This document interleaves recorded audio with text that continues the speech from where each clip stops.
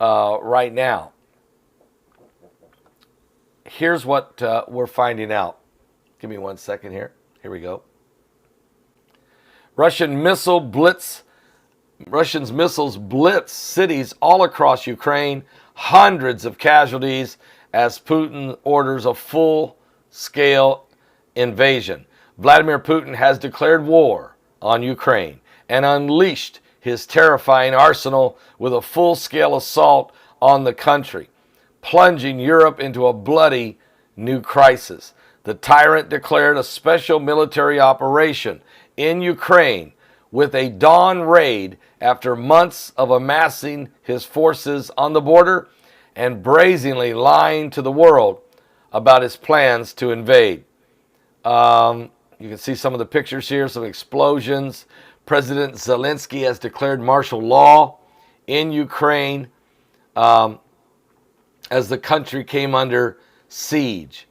Also, dawn broke on the besieged Ukrainian nation as military airfields outside of Kiev and other cities were being hit with cruise missiles and Russian Air Force airstrikes. Also, tanks have been moving in to several different cities. They're coming in from 4 different directions. And then, of course, we know here's a wounded woman. She's seen as the airstrike damages her apartment complex. These are some of the casualties of war. Vladimir Putin has made his stand. He has taken his, I did a video one time, the eyes of Putin. His eyes are stone cold. Putin gave an address to the nation this morning where he's declared war on Ukraine. Now, what is Putin's invasion of Ukraine battle plan?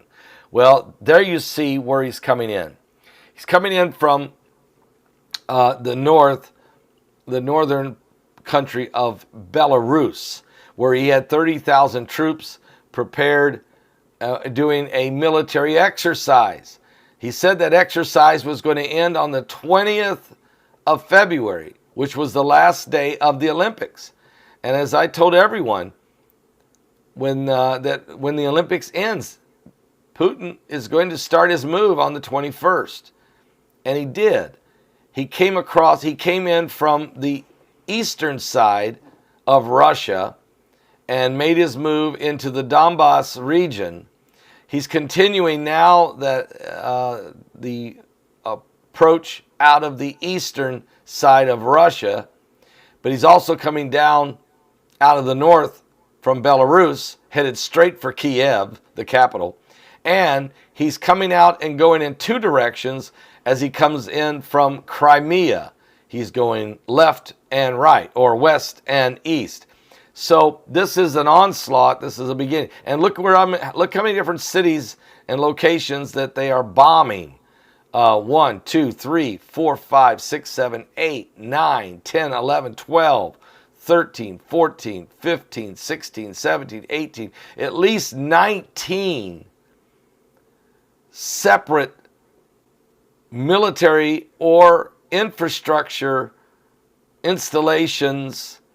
And each one of those 19 explosions there on the map, that's just locations. That's not the number of explosions. There are multiple explosions in each one of these locations. And look how many explosions or targets around Kiev. 1, 2, 3, 4, 5 different.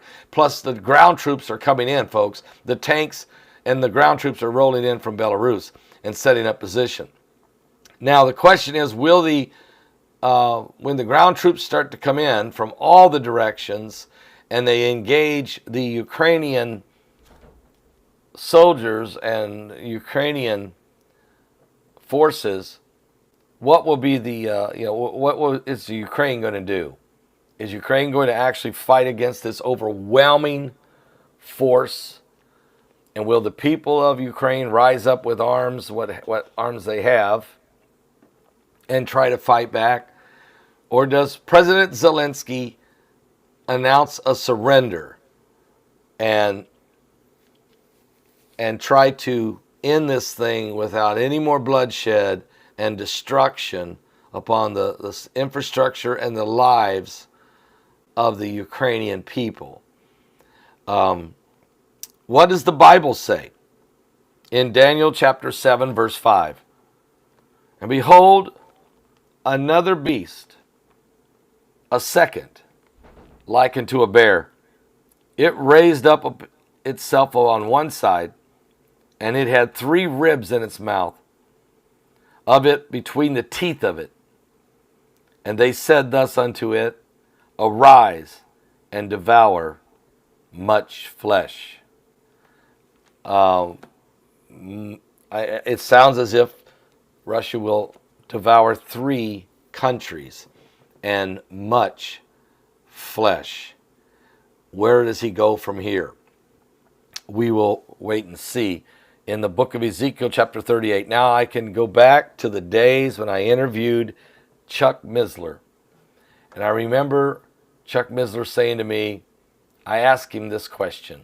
Can you tell me what is going to be the next big biblical milestone? I'll go back and find that and try to have that little 4 or 5 minute portion of a conversation. I did a 1-hour interview with Chuck Missler before he died. I interviewed him in October the 20th, I believe it was October 20th of 2015. So this was, 6.5 years ago, just before he died. And I said, what's the next big milestone? I remember, is it the peace treaty? Is it the third temple? Is it Gog and Magog? Is it Psalms 83 war? Can you tell me? He said, it's Gog and Magog. It's Gog and Magog. Ezekiel 38. The process will begin. And really, Daniel 7, verse 5, tells you what that starts to look like. And then Ezekiel 38 gives you a more detailed attack, which is when Gog and when Magog decides, taking a bunch of other allies with it, to try to overrun Israel. Okay, and that's in Ezekiel 38. But before you ever get there, you got to get through Daniel chapter 7, verse 5. And let me be clear to any of the media out there that's watching this and reports sometimes what I say. I'm being very clear with you. Russia is going to take out 3 countries. Maybe not 3 in 3 weeks. Maybe not 3 in 3 months. But I guarantee you they're going to take out probably 3 in 3 years. And they're going to move fast. So let's watch what happens now as the bear begins to eat. I pray they don't. I don't want it to happen. I hope I'm so dead wrong. But the dream I had is right on the money so far. And the prophecy in the Bible is absolutely on the money and will not make a mistake. I could make a mistake interpreting, but the Bible is true. We're living in the last days.